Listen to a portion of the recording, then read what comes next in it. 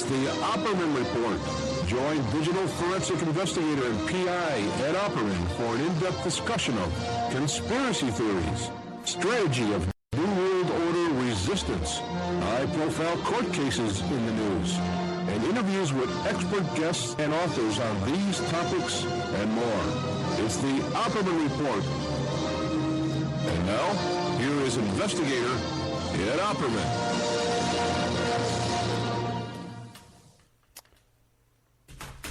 Okay, all right. Welcome to the Opperman Report. I'm your host, private investigator Ed Opperman. And this show is brought to you by SubashTechnosis.com. Subash Technosis. You can find them on Facebook. It's called Subash Technosis LLC. You can also find a link on my website, OppermanReport.com. This is an India-based website design, search engine optimization. If you want your website to be number 1, number 2, number 3 on Google, when people search for your website, you hire Subash Technosis.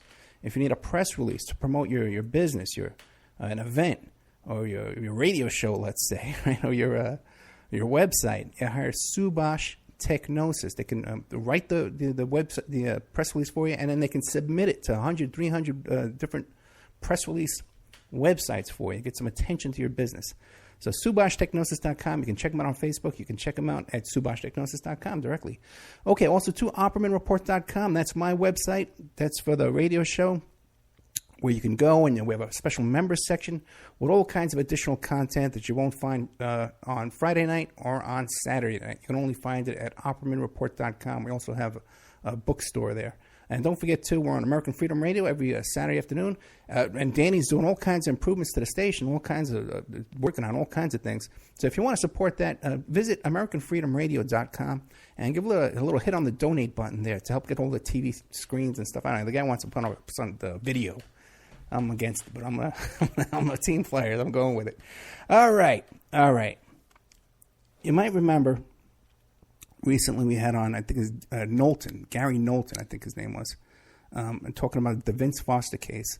And he was telling us about his lawyer in that case. He raved and ranted and raved about John Clarke, this incredible lawyer. So we have today John Clarke. We're going to be talking about the Vince Foster case. And also, this was the lawyer in a lawsuit behind the TWA 800. So, Mr. Clarke, are you there? I'm here. So nice to meet you. Well, thanks for having me on. Well, thank you for coming on. Now, let's start off. Tell us a little bit about yourself. Who is John Clarke? Well, I'm a lawyer, sole practitioner in Washington, D.C. I've been practicing for about 30 years. In 1995 is when I got the case from Patrick Knowlton, who was a Whitewater grand jury witness. Okay, and what'd you work on first, TWA or Vince Foster? Vince Foster. Okay. And what kind of law do you practice? Mostly litigation, mostly currently the Freedom of Information Act. Oh, really? Okay, great. That's good to know. You're working on anything interesting right now? Yeah, in fact, I am. I'm working on a case against the CIA for POW MIA records from Vietnam. We left about 600 people in Vietnam at Operation Homecoming, which was in 1973. And we've been litigating this case, believe it or not, since 2004. So we've sort of kind of hitting the ball out of the park here so far. We've got a good judge, and our briefs are due at the end of this month, on the 28th. Okay, so you're filing FOIA applications regarding POW records. What do you expect to find? Well, the CIA and also DIA was tracking POWs who were left behind.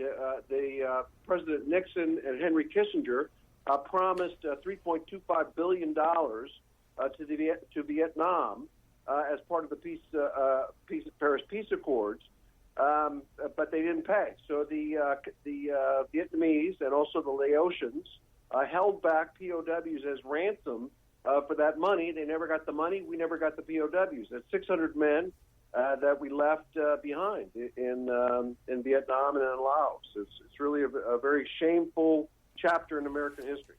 Yeah, that's news to me because I had always heard that some men were left behind, but I didn't realize this deal with the $300 billion that we were talking about there. And I never heard that part of it. Now, these 600 men, what do we know about them? Could they still be alive? Well, they could be.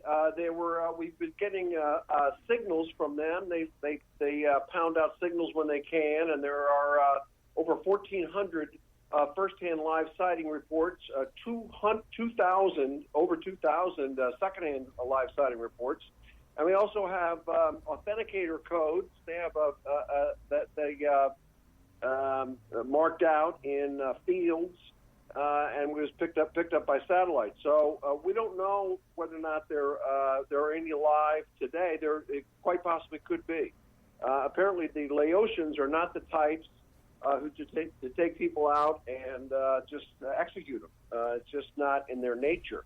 So they could be. There still could be some of those POWs alive. Now, are you getting any cooperation from anybody in the government helping out with this, or is it all uphill? Well, it's definitely uphill. We've been fighting this case since 2004. We won. We've been winning, pretty much the whole time, and we got attorney's fees last October, and we're taking another shot at them coming out on. Soon, in September. We've got a number of really very high qualified experts, and we've gotten a lot of records of attempted rescue operations after Operation Homecoming. That is after February of 1973, and it's a very interesting case. Well, give me an idea. What were some of these rescue operations? I never heard about that either. Yeah, well, there were so far we know of 3 rescue operations, or there were really quite a few rescue operations and quite a few reconnaissance operations, and none of them have taken out even one POW. But there was also some talk in 1981. There was an offer to turn over these POWs for cash, and that went to the White House and went into Reagan, and eventually that was rejected. We didn't go forward with that. As you might recall, Ross Perot had been called upon by President Reagan to see if he could affect their withdrawal, affect their release. And they're really, we've gotten to 4,000 pages so far, and unfortunately the CIA, we believe, is withholding another many thousands of pages. So you're saying that in 1981, which government, the Laotian government, offered to turn some of these men over for money, and Reagan turned it down? Yep, the Vietnamese. The Vietnamese government actually offered me, and you have records of this paperwork? Yeah, we're trying to get more of it, but we do have some records of it. Yeah. Oh, that's incredible. Now, has any of this been in the news? No, the news media won't cover it. All right, I'm going to put out a press release right after the show. Okay. That's unbelievable. Now, what about people like John McCain and Montel Williams? They're always talking about prisoners. Are they helping you out? No, John McCain is the single greatest impediment to the release of these records. Really? Yeah. It's really a very, very sad story. But he killed some. The families got together and amended the Missing Personnel Act, which hadn't been amended since 1943, or hadn't been revised since 1943, to make it a criminal offense to withhold evidence of live POWs in Vietnam or POWs anywhere. And also made it mandated that the government have some evidence that a person is dead before that person is can be declared dead. Some evidence of some type that the person is dead, and that they won. The families got together and again they won.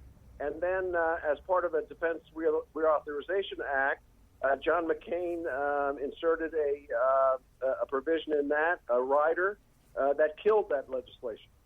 There's also, we call it the McCain Act, that John McCain pushed, that no information can be released of a name of a POW without the primary next of kin's authorization. So the DOD sent letters. They didn't, no follow-up letters, but they sent letters to 2,400 MIAs, missing in action, POWs, families, primary next of kin, and 1,711 signed it and said, go ahead and release the information. So that was kind of a wasteful exercise, I would think, by McCain. But that's, it's a very sad story. It's kind of it's well known for any of students of this particular incident that John McCain is against releasing this information. Now, if you were to take an educated guess, what would, you had a hunch, what would you guess would be John McCain's motive for wanting to keep all this under wraps? Well, I don't know. I've had arguments with people. They say, "Oh, John McCain wouldn't do that. What's his motive?" And I say, "Well, I could speculate about his motive, but the facts are the facts.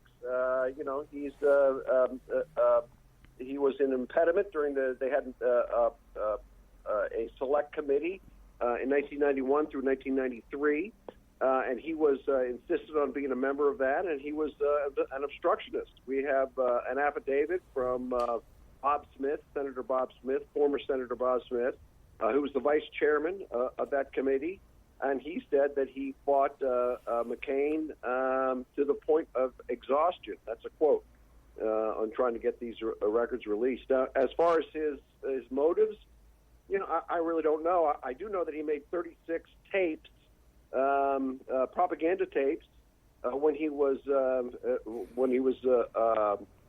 POW. Right. He was in the Hanoi Hilton, but I don't know. He certainly doesn't want those tapes released. Me personally, you can't fault somebody for making those tapes. I mean, it's under duress. He needed. I don't know if he was ever tortured, but he certainly needed some medical attention, which he got.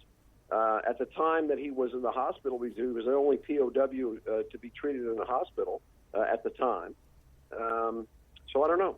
I don't know what his motivation is. I can't get inside his brain, but as I said, his motivation is kind of secondary. The fact is that he is the single greatest impediment to the release of his records. Wow, that's an incredible statement. Well, you know what? I had no idea you were involved in that. Anything other? You got any other gems you're working on? I guess I should. It's a good question to ask. What else you got going on?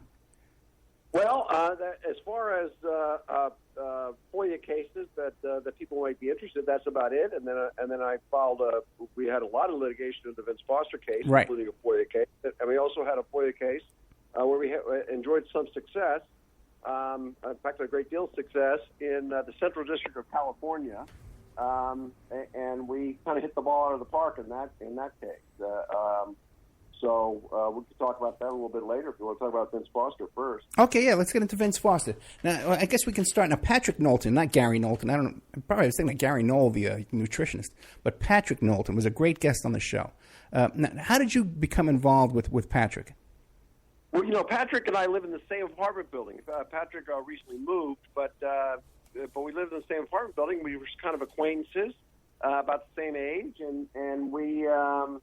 we're friendly towards one another, and he tried to refer me a couple of cases that were not litigation, and I said, well, thank you very much. Please keep me in mind going forward, but I don't want to do that. One was a will, and some other was a business transaction, and it's not my area of concentration, so I said no, but thank you. And then he called me, and my girlfriend at the time took the message, and she said, he sounded pretty stressed out, whatever it is. So I made an appointment to go by and see him. I said, look, I can't, get over there right now, but I'll be over there in about an hour and a half. And he said, okay. And I came to his apartment, came inside, and Patrick was there along with Ambrose Evans Pritchard.